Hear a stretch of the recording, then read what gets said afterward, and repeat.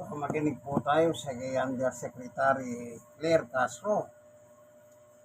Ako, maganda ito. Abogado ito eh. Spokesperson po ng Malacanang yan, ni PBBM. Patungkol po sa mga Maleta Boys o mga Marines o Marites. Marites pala sila. Okay, makinig po tayo.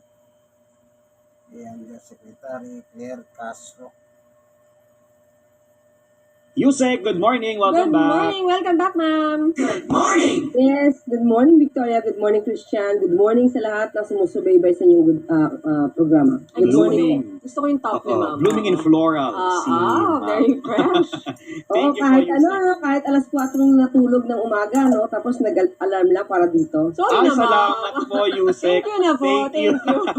Salamat agad, Yusek. Opo, gusto lang namin pag-usapan po ito nga po mga nangyayari sa Senado. Although, hiwalay na sangay ang executive, ang Malacanang sa Senado. Pero kahapon po ang pinakabagong lumutang na mga pahayag, si mismong Senator Alan Peter Cayetano ay mayroon pong akusasyon sa Malacanang. At kung pwede ko pong basahin, inaakusahan niya yung Malacanang, pati yung mga kaalyado daw po na nanggugulo sa Senado. Kaya nauwi daw po sa deadlock yung liderato ng Senado. Ano pong pahayag niyo doon, ma'am?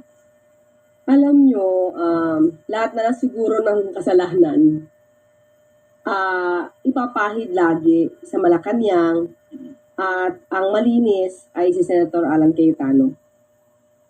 So kita naman natin, parang hindi naman ito yung unang pagkakataon na hindi siya bumitaw sa posisyon.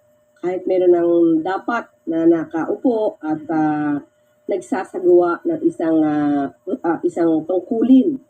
Pero hanggat kakayanin niya na huwag umalis sa isang posisyon, mukhang yun ang gagawin niya. So ngayon, nagbibigay na naman siya ng ibang naratibo at lahat ng kaguluhan sa Senado ay wala siyang kinalaman at palalabasin na Malacanang na naman ang gumagawa. Umpisahan natin noong May 11. Hindi naman Pangulo ang nanggulo sa Senado. At that time na nagkaroon ng putukan, sino ba nag-utos na mag-aresto at mag-lock and load order, di ba? Sino ba yon? Sa Pangulo ba galing yon? Nung nagkaroon ng pagputok, pumunta sa kung saan nandoon ang isang NBI agent, kasi isang kasamaan ay medyo nasa baba na, nag-iisa. Nakita natin ang harang pa ng silya para walang makalabas sa pintuan na yon. Pero sino ba ang nagbukas? Hindi ba yung mga tauhan ni General Ablasca? Sa utos na rin or sa permiso na rin na nagmumula kay Senator Alan Cayetano. So yung pag-utos ba ng pagputok ay galing din sa Pangulo o sa Malacanang. So lahat ng ito, pati yung pagpapalabas kay Senator Bato. At sino ba naman nag-utos na mag-boycott? Ang Pangulo ba? Wala pang nun ha? Hindi pa nagsasagawa ng sesyon ng June 3. 3 araw na nag-boycott sila at ini-encourage pa yung ibang mga senador. 3 araw silang hindi nagtrabaho. Ito pa rin ba? Ipupukol pa rin niya sa Pangulo? Ipupukol niya pa rin sa Malacanang? Tapos siya yung malinis at mabait at walang kadungis-dungis? Tama ba naman yan ang gawing naratibo sa mga tao na ngayon ay gulong-gulo dahil sa kaguluhan dyan sa Senado? Nabanggitin nyo kanina, Yusek, na parang kung lahat ng maaaring gawin ay pwedeng gawin ni Senator Cayetano para makakapit doon sa kanyang posisyon. Sa paningin po ng palasyo, ano kaya yung dahilan? Bakit parang gano'n na lamang din po ka-aggressive si Senator Cayetano na ipaglaban yung kanilang block, yung kanyang pagiging Senate President at para ipahid o isisipa sa Malacanang yung mga nangyayaring gulo? Attitude siguro. Kasi hindi ito unang beses. Ganyan din ang nangyari sa House of Representatives. Tignan na lang natin ang nakaraan. Kung saan ganyan din. Nagtawag din siya ng numero. At ayaw umalis kahit mag-term sharing, kahit may usapan na. May usapang lalaki. Dapat lalaki ang usapan.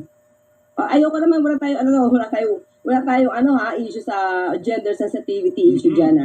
Pero ibig sabihin, colloquial, palabra de honor. Pag sinabi natin usapang lalaki, dapat to pa rin. Diba? Yun yung kasabihan eh. So, hindi natin alam, nasaan na yung usapang lalaki noon. Opo. Opo. So, walang katotohanan, ma'am, na yung 11 daw, yung former minority group, ay kakampi ng Malacanang. Kasi nag-ano rin siya kay Senator Sherwin Gatchalian na huwag siya magpagamit sa Malacanang po. Sabi ni Senator Cayetano. Sino ba kaya ang nagpapagamit para sa sariling interes at para sa interes ng kanilang pinupuon? Yun na lang. Siguro dapat humarap sila sa salamin bago magsalita ng ganyan. So, how do you think, ma'am, na pwedeng maresolba itong impasse sa Senado? Dahil talagang iginigiit po na magkabila na sila yung legitimate na bloke sa ngayon. Siguro, una-una, syempre nagsalita na rin yung palasyo kung sino ba yung kinikilala. Opo. At nagsalita na rin yung House of Representatives kung sino kinikilala. Marami na rin na mga senador at hindi na senador, 4 na dating Senate President ang nagsabi na huwag kapit tuko sa posisyon. Para sa bayan, hindi pansarili. Hindi naman kapanipiniwala na nag-iistiga sa posisyon dahil lang sa bayan.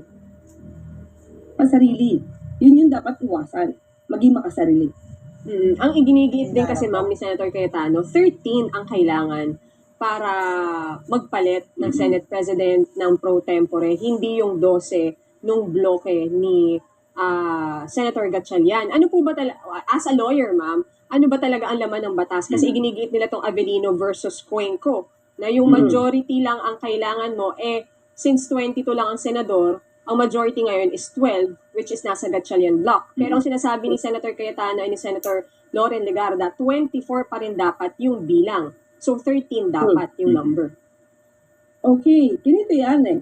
Okay, sabihin natin, halimbawa lang ito halimbawa, nagkataon na pumanaw ang dalawa. Halimbawa lang, pumanaw ang dalawang senador. So, lalo-lalo na yon hindi na marireach yun, di ba? Kasi wala na.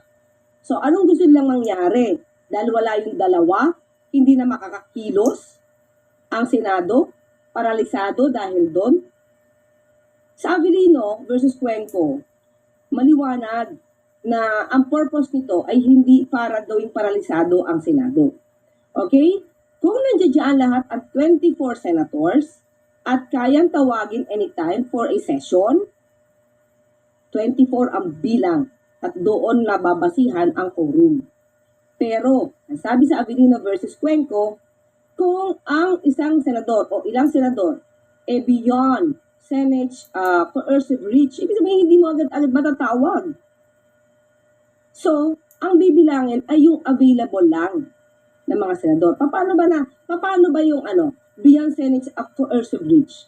Kapag sinabi na hindi mo agad mapapatawag, halimbawa, nasa abroad, on that day, di mo yan pwede mapatawag on that day. Bakit? Wala sa bansa.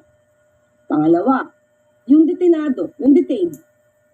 Madali mo ba mapatawag yan anytime? Hindi. Bakit? Sila ay hawak ng korte. Dapat ka pang mag-file ng motion para i-allow ang isang tao na makalabas.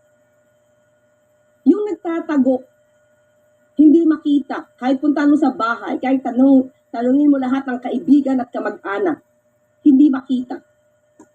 Kaya mo bang tawagin yun anytime? So, saan tayo bibila? So, pag dalawang ito, si Senator Jinggoy at si Senator Bato, ay hindi talaga makakapunta kahit anong gawing patawag mo. Ilan ang bibilangin mo? 24? So, lahat na lang ng transaction sa Senado ay hindi makakakilos dahil kailangan 24 ang base. Ang recognized base number ay dapat 24. Hindi iyon ang nais ng konstitusyon at hindi rin yun ang sinasaad ng kaso ng na sinagawa na desisyon dito sa Avellino versus Cuenco. So, dapat maging practical.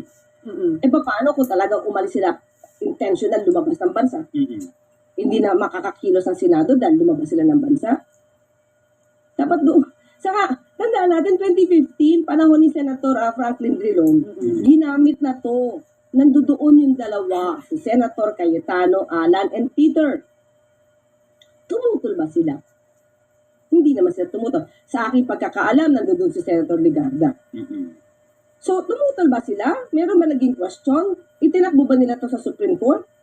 Hindi, tinanggap nila to. Sabi ni Senator Franklin Drilon at ni Senator Gordon, ito yung ginagawa, ito yung practice. Ito yung normal na transaction ginagawa nila. So, So, bakit sila ngayon magkakaroon ng question? Dahil hindi pabor sa kanila? Opo, yun nga ma'am, kung may president na palang ganun before, na sinang-ayunin naman pala ni na Senator Cayetano yung paggamit ng Avelino versus Cuenco na decision, bakit kaya this time parang kabaliktaran, hindi nila ina-acknowledge or at least hindi nila sinasite yung Yung instance yung na yun. instance na yun? Siyempre, kung ano yung conveniente sa kanila, yun ang gagamitin nila. At yung hindi pabor sa kanila, i-ignore nila yan. So sabi nga natin, hindi to first time nangyari kay Senator Alan Cayetano. Lumalabas na may pattern sa kanya. So yun na lang siguro yung kasagutan, maliwanag naman kung ano yung mga nagawa niya na at maaari niya pang gawin. Pero ma'am, as far as you know, tama ba na ideklarang vacant din yung pro tempore saka yung Senate President position? Kasi dapat 13 votes pa raw eh.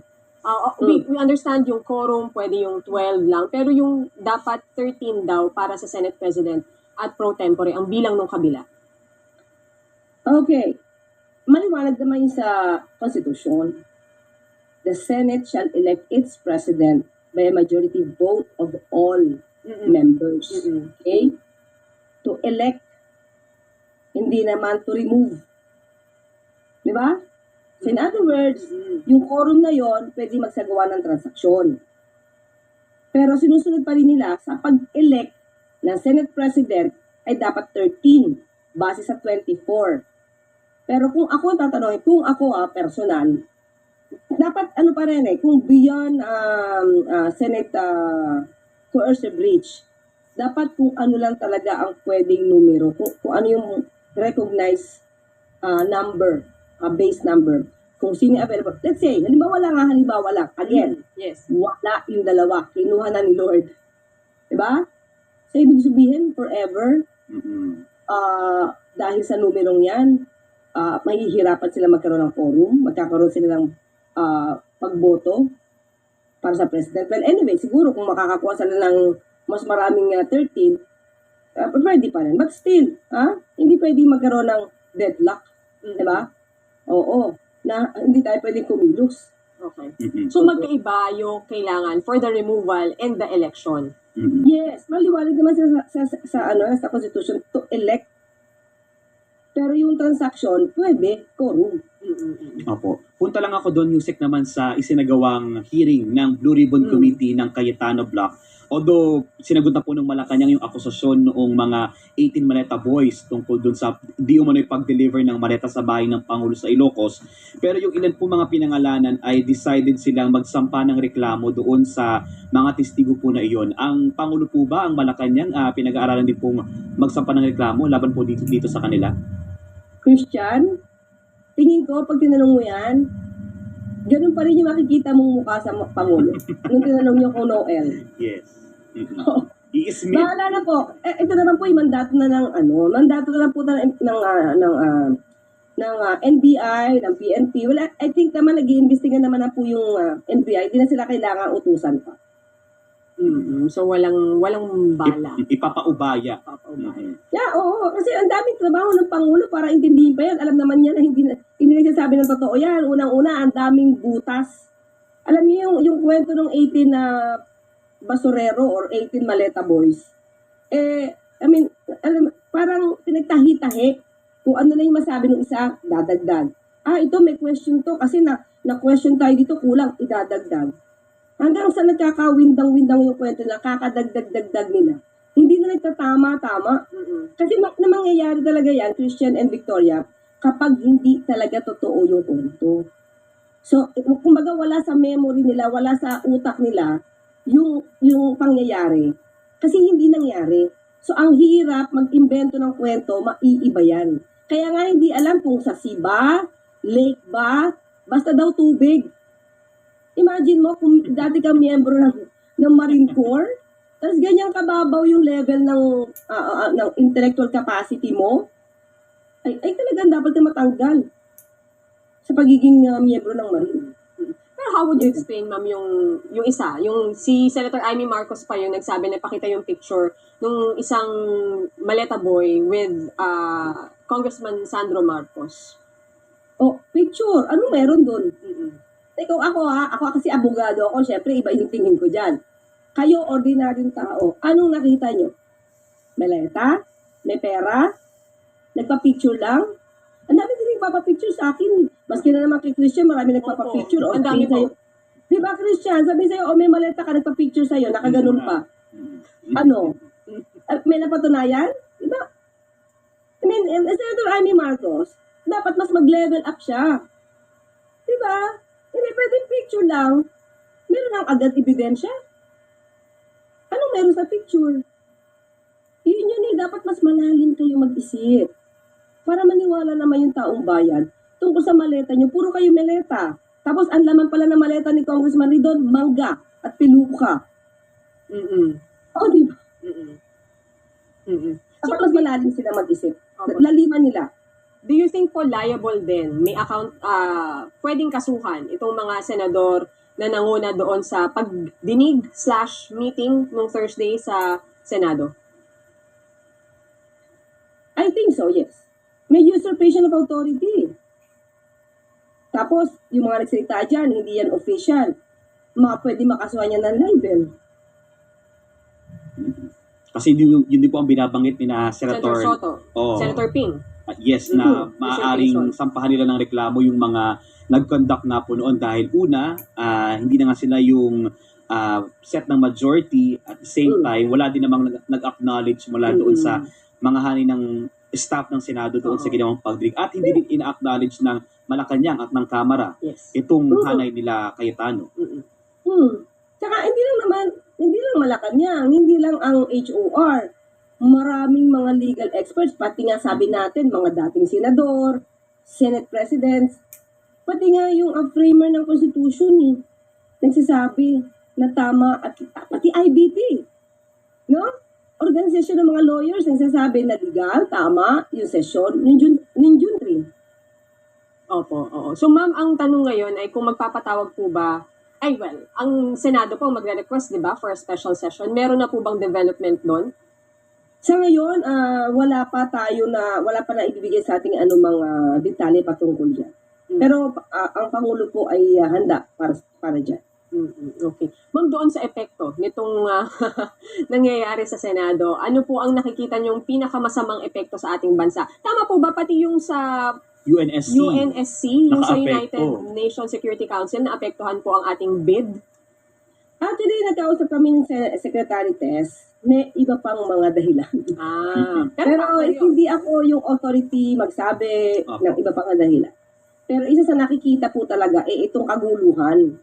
Ang ingay-ingay po kasi ng mga obstructionists. Ang ingay-ingay po talaga ng mga destabilizers. Ang daming fake news. Nakakaapekto po ito sa magandang imahe ng Pilipinas. Na ito po sana yung gustong mapakita ng Pangulo sa buong mundo. Yung masipag na pagtatrabaho, hindi nagbabakasyon, mabilis umaksyon, nung nagkaroon ng global oil crisis sa Middle East, pero pilit ginigiba ng mga obstructionists, yung mga gahaman sa kapangyarihan, at mga destabilizers. Nangangamba po ba ang palasyo, ma'am, na baka yung economic relations din natin sa ibang bansa maapektuhan? Kasi nga po, doon pa lamang sa bid natin sa UNSC, naging factor na ito Pero kung nakikita po ng ibang bansa na medyo unstable yung nangyayari, makakaapekto po ba yun sa atin as a whole? Sana hindi. Pero definitely makakaapekto itong political noise na to sa ekonomiya. Pero masipag naman po ang Pangulo maghikayat, pati ang DTI at ibang sangay ng gobyerno, departments natin, na mag-inganya po talaga ng mga investments dito. Katulad po nung nangyari sa Japan, maganda po naman yung naging balita ng Pangulo. Yung pakikipag-usap sa pamunuan, sa pamahalaan ng Vietnam. So masipag po ang Pangulo sa ganyan. Hindi po ito, kumbaga masipag magtrabaho, hindi naglalakwatsa lang. So patuloy po ang Pangulo na sa pagtatrabaho at tingin ko sa ating palagay, sa sipag po nila, ay sana hindi makaapekto yung tiwala. Kasi nakikita naman po nila ang Pangulo ay nagpapapanagot sa mga dapat na mapanagot. na managot. So, isa to tingin ko na positibo. Positive ito na ipapakita ng pamahalaan sa liderato po ni Pangulong Marcos Jr. na walang sinisino, kamag-anak, kaibigan, kaalyado. Kapag ka po talaga masasabing sangkot, ay dapat pong masampa ng kaso at dinggin ang kaso sa korte.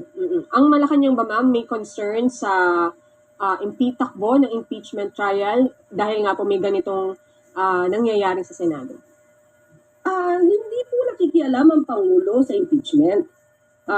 Hinahayaan lang po niya yan. Basta po dapat ang mangyayari ay ayon sa ebidensya. So, pero sabi nga ng Pangulo, kumbaga ang kanyang pinaka-mensahe ay malagot ang dapat na managot. So, kahit ano pang position yan, na dapat madinig natin, dapat malaman natin ang katotohanan. Ang taong bayan po kasi ang nangangailangan din po madinig kung ano ba nangyari sa pondo ng bayan. At ano, ma'am, ang latest na mensahe ng Pangulo sa Senado? Siyempre, ang huling-huli. Get back to work. Umayos kayo. So, umayos kayo. Matatapos nito. And with that, Yung back to school, yes, ma'am. dahil Isingin back lang to po school, namin. bukas pala, Yusek, matanong ko lang kung meron bang activity ang Pangulo na related po sa pagbabalik eskwela? Wala sa akin ngayon o ang schedule ng Pangulo. Bukas ko siguro ma-i-announce pa. Alright, sige po. Abangan namin, Yusek. Maraming salamat, Yusek, Yusek. thank you so much. Thank you so Salamat, much po. Victoria and Christian, at sa lahat ng ating mga kabayan. Good morning po. Good morning po. ma'am.